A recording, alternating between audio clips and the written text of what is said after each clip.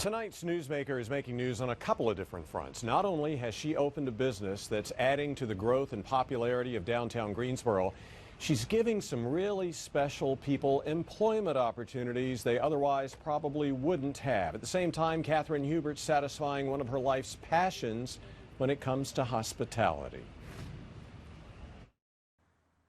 On South Elm Street, in the heart of downtown Greensboro, sits a little bit of France.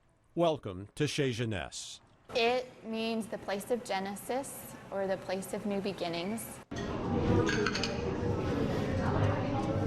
It's the brainchild of owner and chef Kathryn Hubert, who you'll often find in the kitchen preparing some of the well-known favorites of French cuisine. So lots of vegetables, lots of fruits, good breads, cheeses, quality meats. She uses skills and knowledge she honed while cooking with her mom as a child and spending a year in France, working at the conference center, Le Château de Saint-Alban, doing whatever needed to be done, from making beds to cooking meals. What was it about the French and French culture that was so inspiring to you?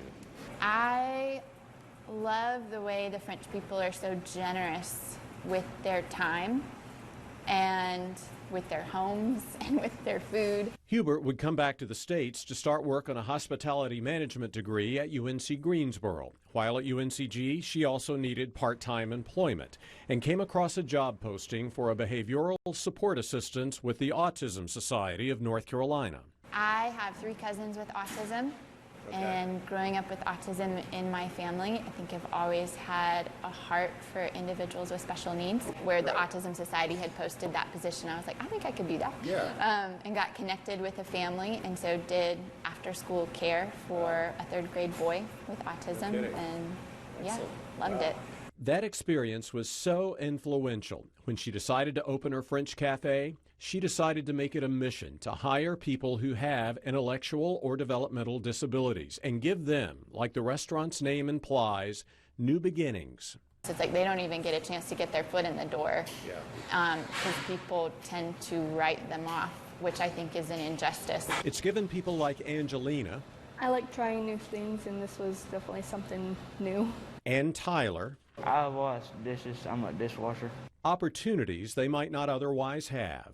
What do you look for, and are there certain baseline capabilities they must have to work in an environment like this? Yeah, I told people that I was hiring for the heart and the work ethic and not necessarily the skill level. So no previous restaurant experience was required, but you had to be willing to work hard and give me your best.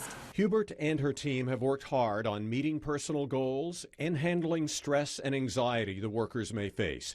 There's a steps of service board on the wall, and the break room features everything from a timer to headphones to art supplies to a shout-out board that recognizes those who go the extra mile.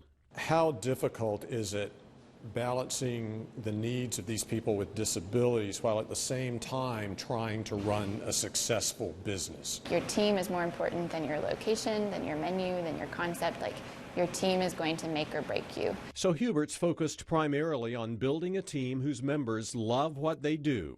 Both new beginnings and success have followed. She also stresses her business reflects the community. People in the community donated or invested some $75,000 to help her start up.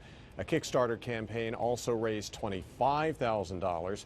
Chez Genese has been open about 8 months, and more than half of the people who work there have intellectual or developmental disabilities. It's open for lunch and breakfast 6 days a week and brunch on Sundays. For more information, including the menu, check out its website, chezgenese.com.